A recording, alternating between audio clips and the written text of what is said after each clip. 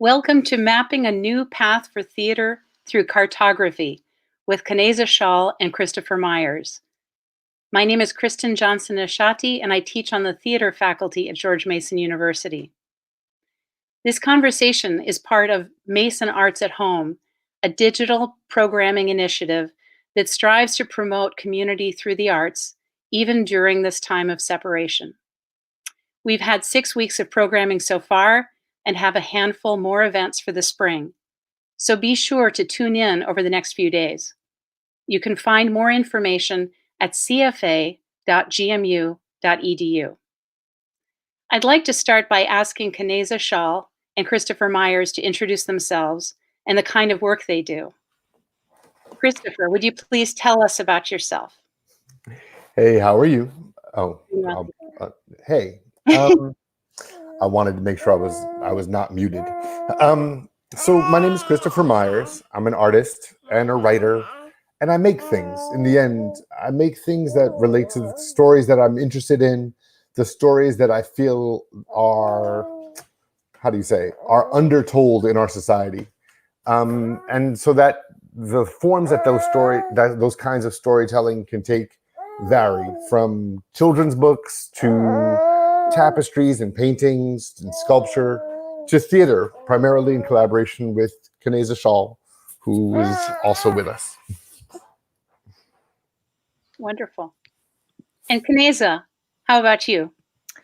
Yeah, like Christopher, I am excited about stories and how we tell them and how stories evolve and change, and what does it mean to tell the stories that will build the world we want to live in. I think Christopher and I share the idea that stories build the world, that they build everything around us, from architecture to policy to our social and political interaction.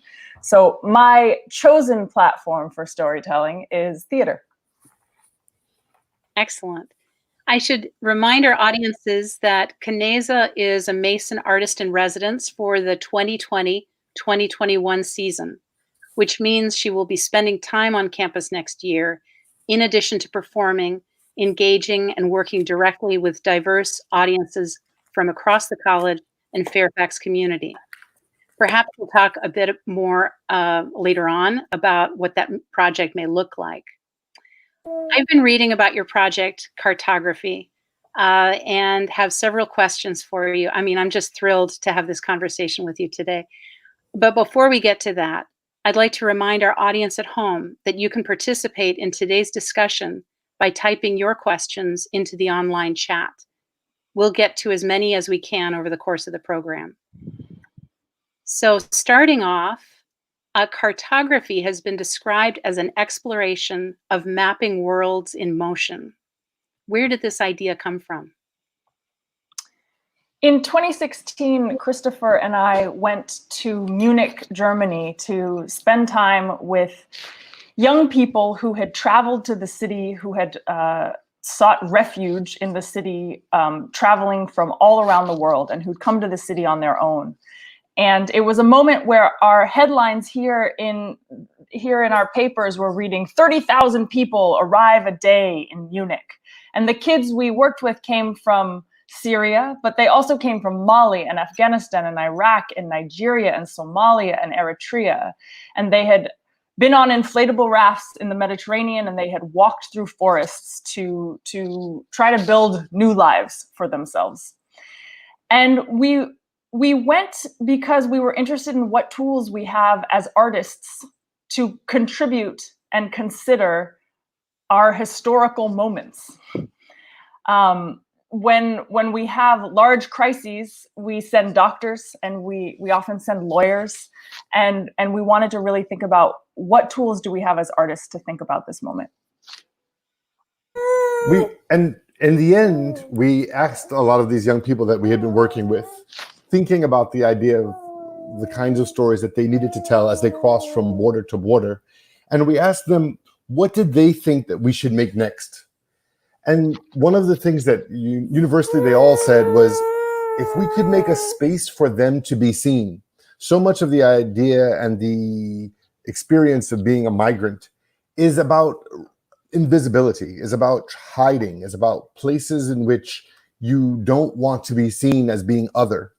And so they wanted us to build a space for them to be seen. And in many ways, the theater is an ideal kind of space for that, an ideal kind of space to build a place, a small community in which we can look at each other and recognize each other.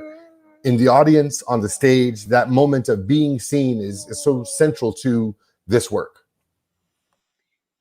That's wonderful. I remember reading something about the work that you've done, and one of the points that really touched me was that I read that after you had spoken with young people about their experiences, you would offer them tickets to see the show, to see their stories on stage. And picking up on what Christopher just said, that's so powerful, to give young people who've gone through that experience a chance to have it acknowledged and also interpreted, artistically by others. I think there's real power in that. I was really moved to see that.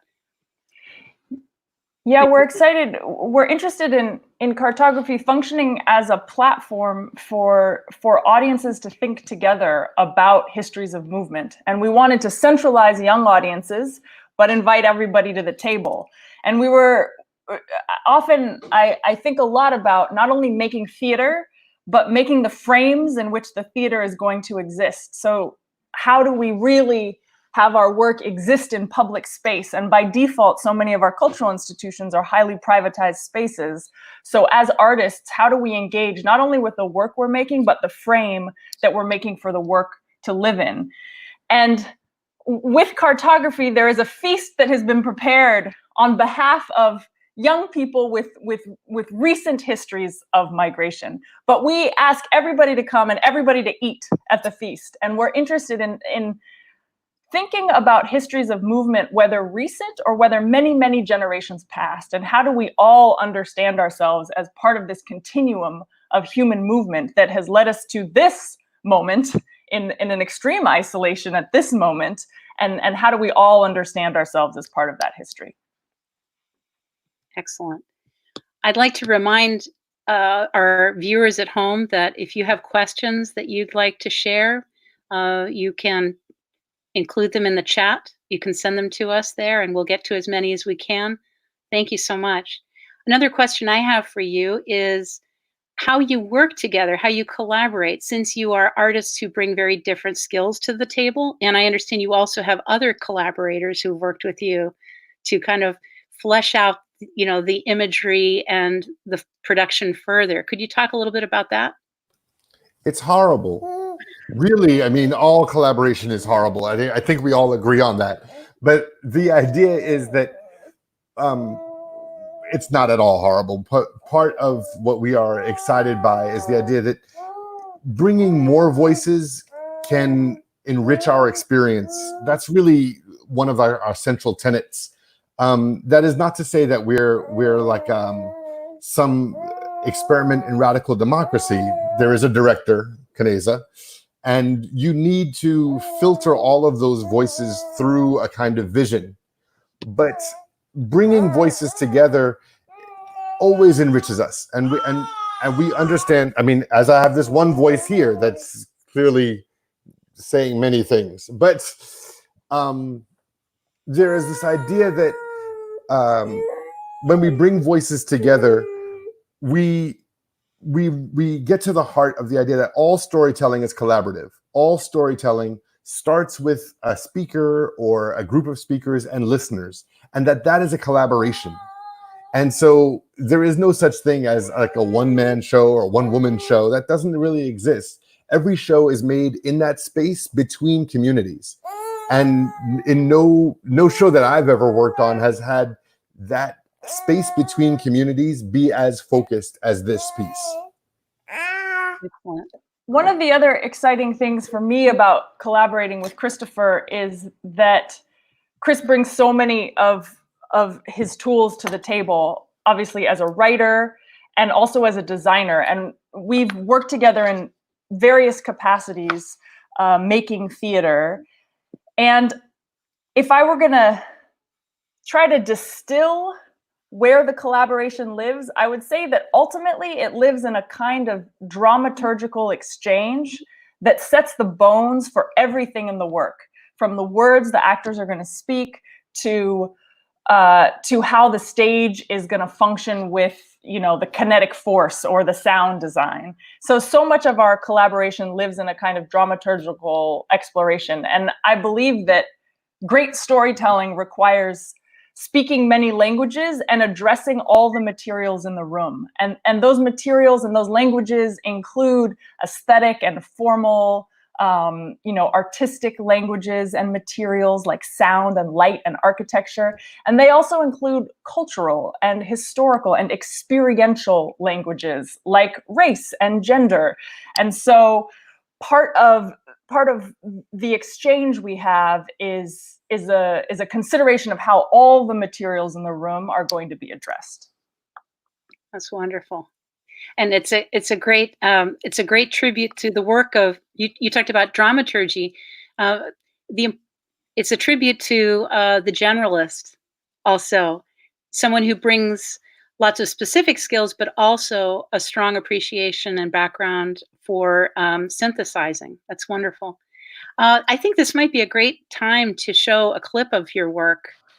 There are, I think, a couple of scenes that we have, short scenes that we can queue up for you, and I'd love to share with the audience just a glimpse of what you're doing with cartography.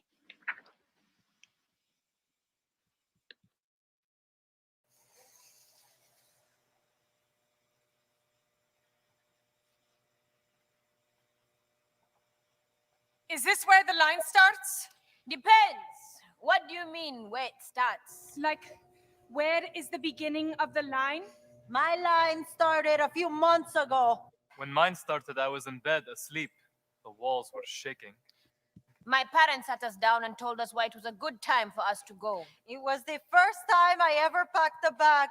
They told me what I should say if anyone stopped me. Plenty of people stopped me. I hid money inside my shoe. I had never been on a boat before. Seen snow before. Slept outside before. Missed breakfast before. I had never missed home before. My line started there too, I guess. Unknown, a little scared, but... You can tell where people come from by how they wait in a line. The less people have, the closer the line becomes, until you meet the people who have nothing, who stand so close they begin to overlap. But what?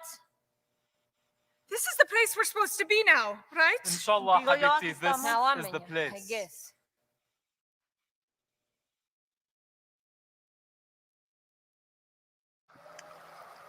I love that line. Push us out, and we would ask them each in turn for their papers to join us on the orange raft in the middle of the blue water.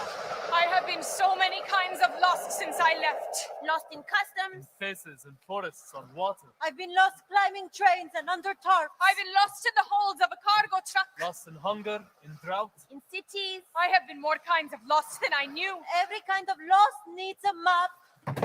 I have been keeping a list of my debts. I owe 17 to the neighbor whose stickers I borrowed. She won't be needing them, but still. I owe the man who told me that the water would carry me if I let it. I owe the breath in 16 people's lungs who took turns blowing into a raft in between whispers. I owe the gold and silver blankets they gave us when we reached the shores when for a moment I was royalty. I owe every one of my uncles who scraped together stories to use at each and every border. I owe my mother for the food she prepared. It only lasted a day, but it will feed me for so much longer. I owe every stranger who smiled at me when I was wearing secondhand clothes. I thought for a moment you had recognized the shirt I was wearing as once yours, and that was almost as warm as home. It isn't there anymore, I said. What isn't there anymore, she asked. Yes, I replied, knowing that whatever she could name, I would be right.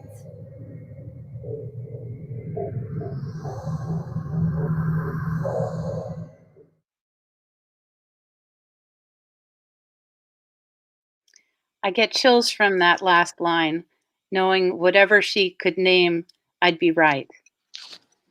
Could you talk a little bit about the development of your piece vis-a-vis the research you've done, the interviews you've done? Can you talk about that a little bit?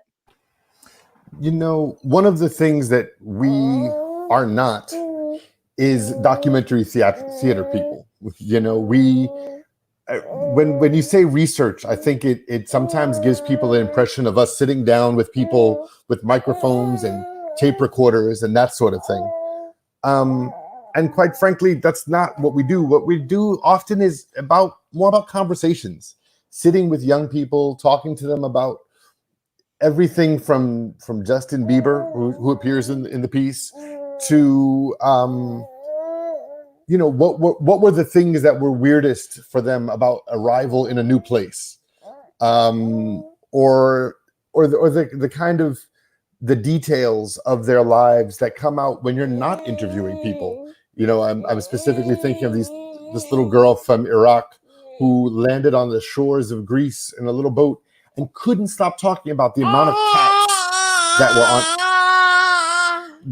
cats that were on those shores. And the ways in which those are the details that often get left out of the news reports.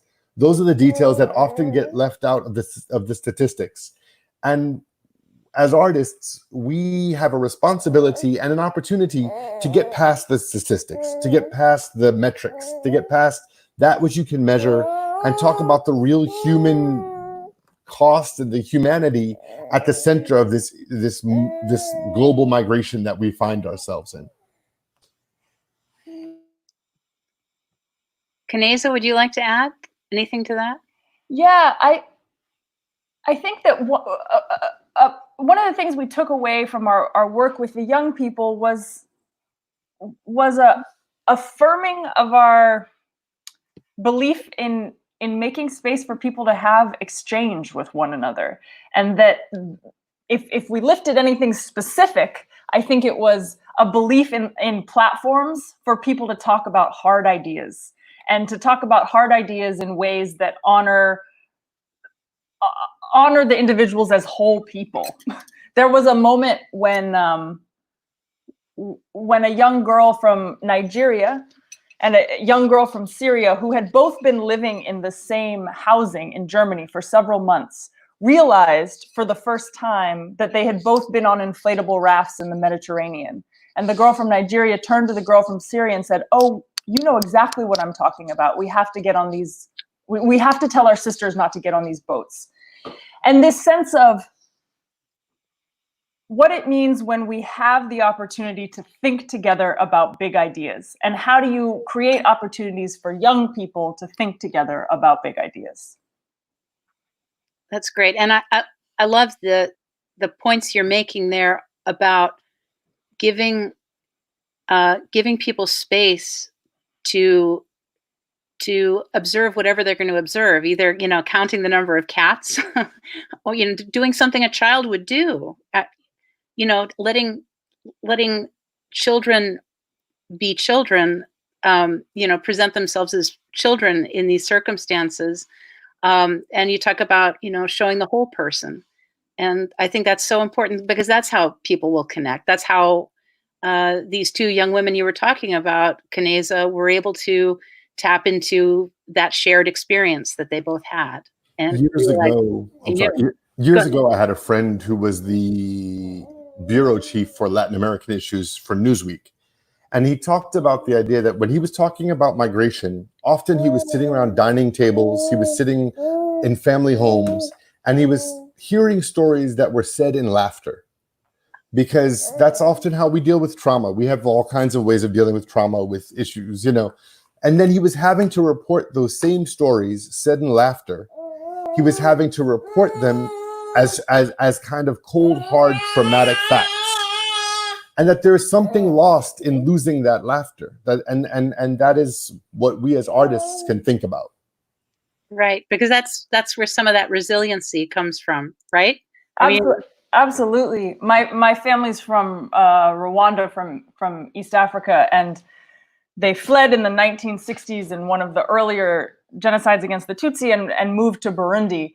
And I've spent years trying to ask my family about that fleeing, and I've asked directly, and I've asked at night, and I've asked during the day, and I've asked when people are in good moods, and I've asked when people are in bad moods, and it has been very hard to get my family to talk about it. the family has since repatriated to Rwanda after the genocide in 94. And Rwanda is itself this intricate lace of comings and goings, of people fleeing and returning. And the country is thick with stories that are shrouded in trauma. And where do we actually find these stories coming? And so there was one moment where I was at a dinner table with my family in Kigali, and my uncle was starting to fall asleep at the dinner table, and one of my aunts started laughing uproariously and like jabbing the other on and be like, "Oh, he could fall asleep through anything. Remember when we left? He fell asleep on the boat. We almost left him behind." And everybody at the dinner table started laughing.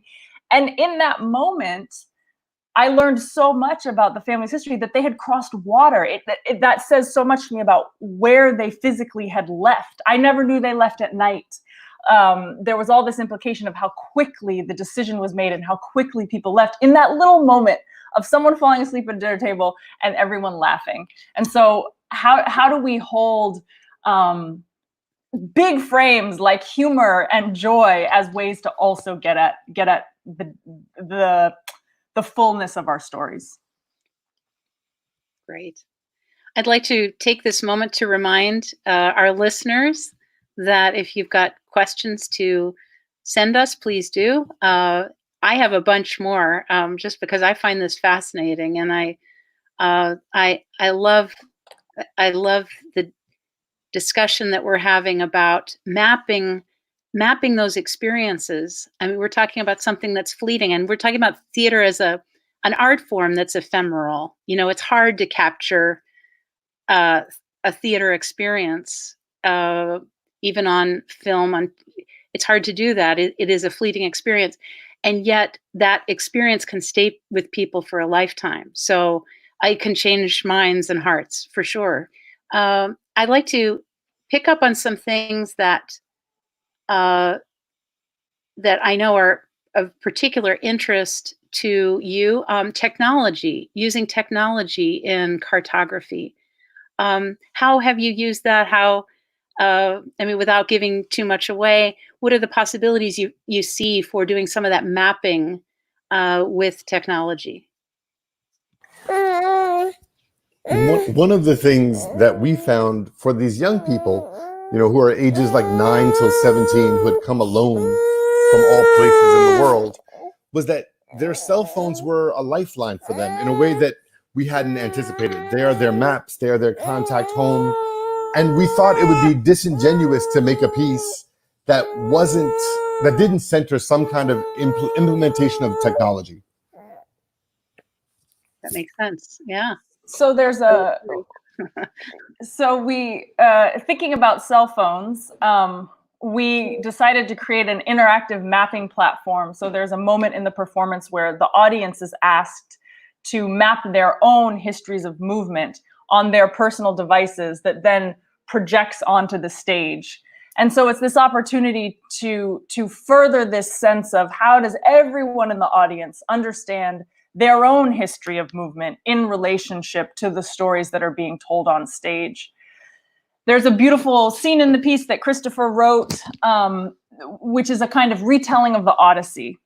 And one thing we talked about a lot together was this sense of how did we get from the story of immigration, the story of migration, being the great hero's journey, being the ultimate story of a hero, to the narratives we have now that are about people stealing jobs and coming to deplete a nation's resources. And how did that story pervert over time? And so there's a moment where one character who's being asked on a immigration form to tell her story in a space this big, she says, "You want a story? I'll tell you the story of how I got here." And she does her own retelling of the Odyssey. So it's also this moment with that interactive mapping as audience take out their cell phones for everyone in the audience to think about the hero's journey in their own story. It's beautiful, absolutely beautiful. And Christopher, I've read a comment that you've made, or a kind of analogy that you drew that I think is really fascinating to Superman. the idea of Superman. Could you talk about that a little bit? One of the things that I've been thinking about are what are other narratives of migration that surround us, and one of the classic ones is, of course, about Superman. Superman as an alien from another planet. And whenever you look at alien narratives, that has everything to do with how we see foreignness and otherness in our midst. So in 1938, you have two Jewish American, like first generation, second generation writers who create Superman, who are thinking about migration and thinking about what does it mean to come to a society and help it. You know, in the 50s, you have this kind of like Day the Earth Stood Still images in which we're kind of making a parallel between aliens and, you know, the impending threat of the USSR. These kind of stories are all metaphors about migration, metaphors around foreignness. And that is something to be aware of, that so many stories that we live by are in fact metaphors for this question of what does it mean to go from one place to another. In addressing John Catherwood Ginn's question, you know, in dealing with the idea that first and foremost, when we talk to people, we talk to them as storytellers. We talk to them as people who are as adept at telling stories as we are, because they've had to tell their stories. They've had to tell their stories at every border that they cross. We think about other people and think about what can we contribute to them as artists. And we're not really doing a kind of anthropological thing. One of the things that we found, and we continue to find, is every time we work with a migrant group, you know, I was just in Cox's Bazar in Bangladesh, which is the largest refugee camp in the world right now. It's around 800,000 to 1 million people there. And as I walked into people's homes, almost immediately, every one of them began to tell me the story that they had told 15 journalists before me. And there's a way in which people have an expectation of what stories do you want to hear from me? That is something you have to very quickly unsettle if you want to build some sense of the actual exchange. And the two ways of doing that we have found is to, one, it may be three ways. The first is to talk about our own stories, to understand ourselves within the context of migration. Two is to talk about the act of storytelling in and of itself, to understand that storytelling is a currency, that storytelling is valuable, that what you are doing when you are sharing a story is giving us a gift, and we appreciate the gift that you're giving. And so those are some of the dynamics that go into the work that we do when we get there. And then I think the third thing is to talk about something obliquely. And I don't mean obliquely as in indirectly. I just mean, you know, when we ask the young people to make maps, we talk to them about the idea of different kinds of maps that they could make, as opposed to tell us the sad story of your journey. We're just interested in how many countries did you cross? Can you talk about the ways that you did that? Were you on train or on foot? Just making it like a mechanical thing, which is a technique that we take from being artists. Yeah, great. I'd like to turn to a couple of questions that have come in for us. And I think, Christopher, you have touched on one of them here, or addressed one of them, I think. One question was, what have been some of the methods you've employed to foster trust among resettled families in engaging with this work? So yeah, I think that oblique technique certainly addresses that. And then I also think we bring ourselves to the table with a tremendous amount of transparency. You know, like we are curious about this moment, and we think you, young people, are the people thinking about it best in the world. And we want to talk and think about it. And here are some tools for us to do that. There's another question about, are these stories based on actual young people's writing? And if so, have those individuals seen the work? And we didn't do any writing exercises. We had young people, I think we would usually go through 7 languages before everybody in the group understood what what a group activity was. So there was there weren't many language-based exchanges we were platforming. There were performance, painting, kind of other modes of activated storytelling. And all of the words that the actors speak were written by Christopher. And that's very important to us, that this is not a piece of documentary theater. This is a platform for thinking about a deeply informed platform for thinking about these ideas. And the mastery of that language is coming from, you know, Christopher's mastery with language. That is how we use our tools as storytellers to platform a conversation that can engage everyone and that can honor the amount of research that we've done from Chris's time in Cox's Bazar to our work in Munich to working with women in Abu Dhabi who are domestic workers who are on their 4th or 5th labor migration. All of these conversations inform the language in cartography. There's also a kind of theatrical arc in the work where we follow 4 young people in a waiting room who are filling out the paperwork that one fills out at a border, the asylum-seeking paperwork. So the only language we have pulled is from the U.S. and German governments. Those are the only kind of literary collaborators. But we make a point in the performance to have the emotional arc live not in the story of those 4 young people, but actually live in the stories that the actors tell about their own lives. So there's a moment about 3/4 of the way through where the actors come forward and they talk about how these ideas relate to their own personal lives. And that's the place that holds the emotional weight in the performance. And we wanted to slip the noose of misery porn that is so often attached to thinking about migration. And we did that by engaging the actual bodies on stage to hold the trauma. In terms of like what our follow-up with these young people is, oftentimes we're in touch with folks, you know, to this day, but, you know, and we when we can, in many of the communities we go in, we do a workshop with young people before we do the show, and then we invite them to the show, which furthers the sense of invitation and collaboration that we are doing with these young people. Like, because let us be really clear that oftentimes theaters are not the most inviting spaces for especially people who are new to a community. And so, you know, we think that it's important. One of the things I've learned from Kaneza is the idea that you do as much for your work in building the frame, building the audience, as you do in, you know, messing with what's on stage. And so Kaneza does a great job in thinking about ways to build the audience of people who need to see this show. And that's oftentimes the young people that we've been speaking to in the communities beforehand. And sometimes there are amazing triumphs where you get to have multiple visits.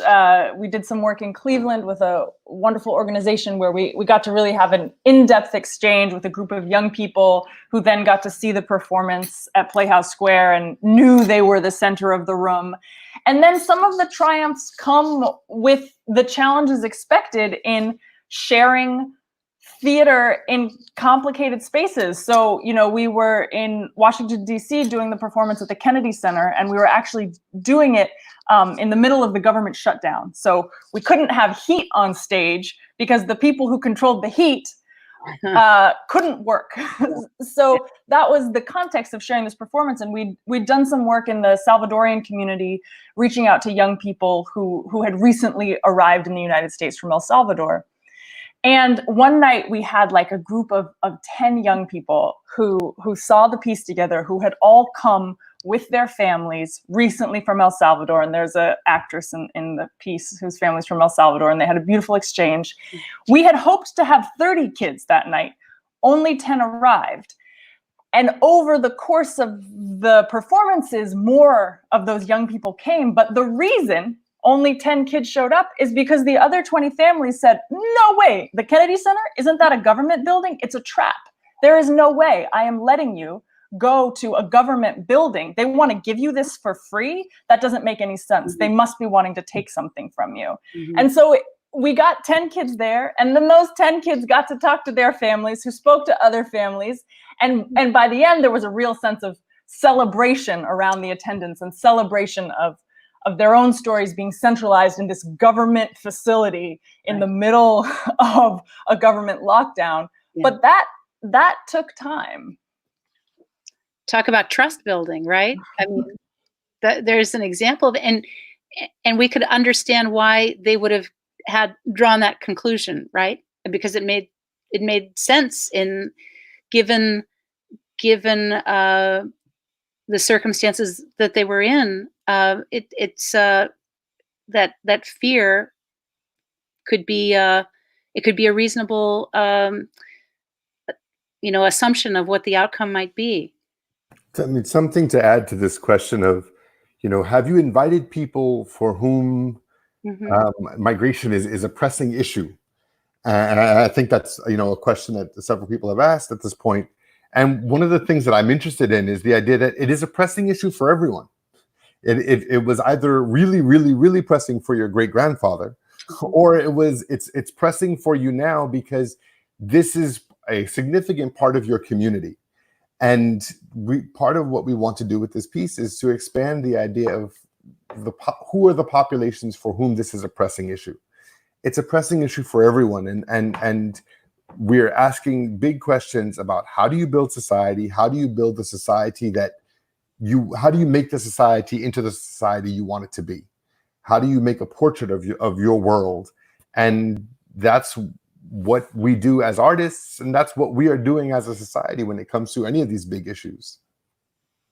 Excellent. I'd like to remind our viewers to continue to send us questions. Christopher has been terrific about pulling them right off the feed here. This is great.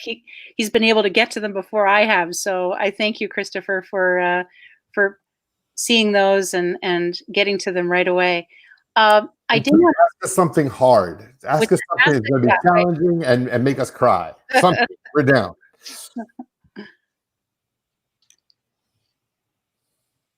I had let's see. We've got a couple more things coming up here. Let's see. You can also tell us about what you're working on. We're interested in that too. Oh, what we're working on? Yes, of course. And also anyone in the audience. Hassan. Right. Excellent. Well, could you talk, first of all, I want to echo that recommendation. If people want to share information about their work, please do. In the meantime, I want to ask Kaneza, what's in store in your mind for the residency coming up? What are you thinking of? How are you thinking of using that time for your visit?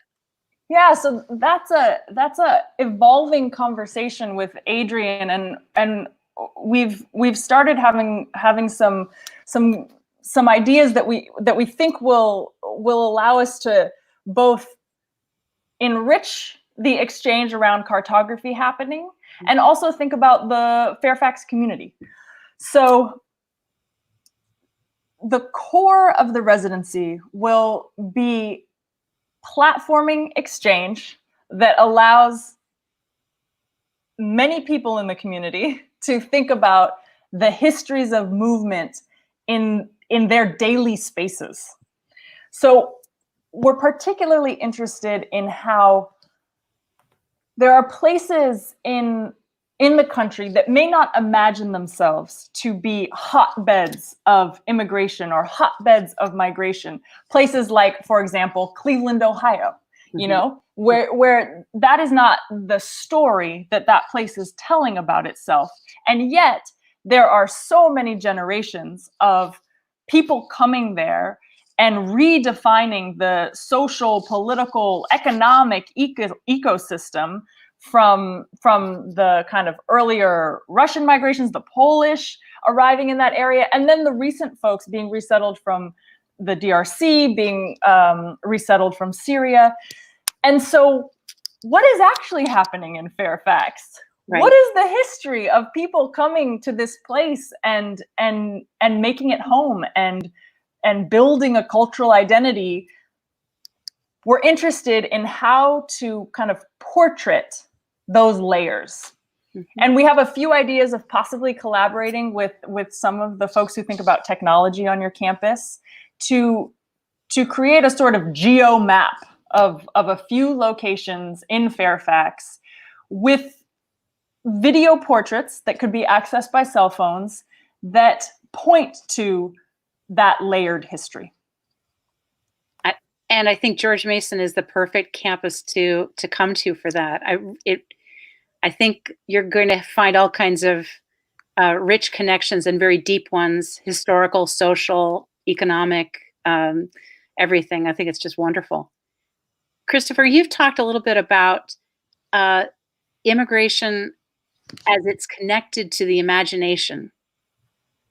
And I love that idea. It really makes sense to me that anyone who makes that bold decision to move, if it is their decision, if it's not a decision made for them, but in any case, one must always wonder what that new life or experience will be. I wondered if you could talk about imagination and migration or immigration. We were in the north of Egypt in a place called Mersa Matruh, which is, since things have gone so sour in Libya, a place that a lot of young people are embarking from. And you look out on the Mediterranean there, and you don't see Europe on the other side. You don't see, mountains or glittering cities. You just see a thin blue line of the horizon. And I was struck by the idea that there is a profound act of imagination that it takes to embark upon that water, to put yourself out on that sea, imagining what's going to be on the other side. When I've spoken to young people in Sudan or in Kenya about, what they imagine will be on the other side. And these are places that sometimes people use as way stations before they hit to the coast. I realize how fictional Europe is for them, how fictional the United States can be. I mean, to be quite frank, America, Europe, these are all fictional entities in any case, right? That these are places that are made of imagination in their own way. But to understand that when someone is making this kind of grand step, it's often, in the end, a step into their own imagination of who they can be, of what their lives might be. And this is both brave and creative and fascinating to me. And to be quite frank, I don't know that I could have made some of that leap. When I think about my own grandfather who came from Germany in the 1920s, what did New York mean to him? I can't imagine what New York meant to him, as he, shuffled off a boat from his tiny village in Germany into Ellis Island. What magic what magic must that moment have held for him? And in that, I want to both recreate that magic and remember that this is an act of imagination, of bravery, of great challenge to the human spirit, but that these young people and people before them and people after them are that brave and are that imaginative, and to see them as kind of goals for myself and for us as artists. Beautiful. Thank you. Kaneza, would you like to add anything? I think the only thing I would add is that there's a line by a British Somali poet that says, "No one leaves home unless home is the mouth of a shark." And that these stories of human movement, of people imagining themselves over the horizon, every kid we worked with wished to be back home a few years earlier when things were settled. And in my own family history, thinking about the folks in my family who came many generations ago from France, from England, from Scotland. They came because things were rough back home, and they were looking for an opportunity to rebuild and an opportunity to save themselves. And so for me, I've been interested in that story of seeking asylum and the escape of the mouth of a shark that has built the country we live in today, and how do we hold all of these stories at the same time? Well, I'd like to thank the two of you.